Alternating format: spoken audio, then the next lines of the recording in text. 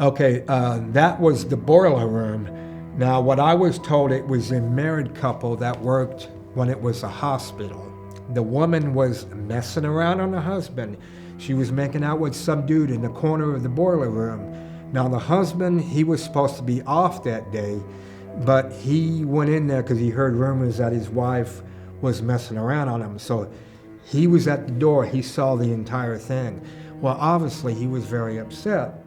So he ran up to the stairwell, ran to the kitchen and got the biggest knife he could find, went down there, stabbed his wife repeatedly, stabbed the lover, and then stabbed himself. Now there was blood splatter that is on the wall that has been there since 1983. It starts on the bottom of the floor and works its way up to the ceiling.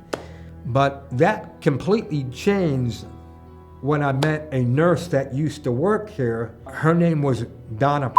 She used to work here back in the early 80s. Well, she introduced herself and she told me her whole life story. And then she told me what happened here, and it was terrifying. There was a guy named Shannon that called me. He was a client. He wanted to do a tour here. He goes, hey, can you do a tour today? I said, I can't do a tour, buddy. I'm in Cuero getting groceries. I can't do it right now. He goes, oh man, I came all the way from Timbuktu. I said, okay, let me get my stuff and I'll do a tour for you. He goes, oh, thank you, Eddie. I'm gonna take a few pictures outside the building and then I'm gonna go eat at Dairy Queen. Shannon calls me up. He goes, Eddie, is anybody supposed to be in the hospital right now? I said, no, we got nobody scheduled. Dude, there's somebody at the front door inside the building. I said, no way. He sent me a picture, and there was a creepy picture of somebody inside the building. And if you look at this picture, he doesn't even look alive. He's got these, well, he doesn't even have any pupils, actually. So I'm looking, I'm like, what the hell? So I finally got here. I called the police. I said, we got to break into the hospital. So the police show up about an hour later. There's 3 of them. 2 of them come in there immediately. The other cop doesn't want to come in. So anyways, the other 2 cops are in here doing their job. I showed them that picture, the cops. I said, do you mind if we take a picture of that? So no, I don't mind at all. So they took a picture and they had pictures of this at City Hall here in Cuero. Well, no one knows who this guy is except for Donna. She goes, Eddie, I drove by here and I saw you were talking to police. Can you tell me what happened? She goes, yeah, well, somebody broke in the hospital. I showed her that picture and she looked at it. She goes, can I see your phone? I go, yeah. And she looked at it. She goes, oh my God, I know that man. I said, you know the guy in the picture? She goes, yeah.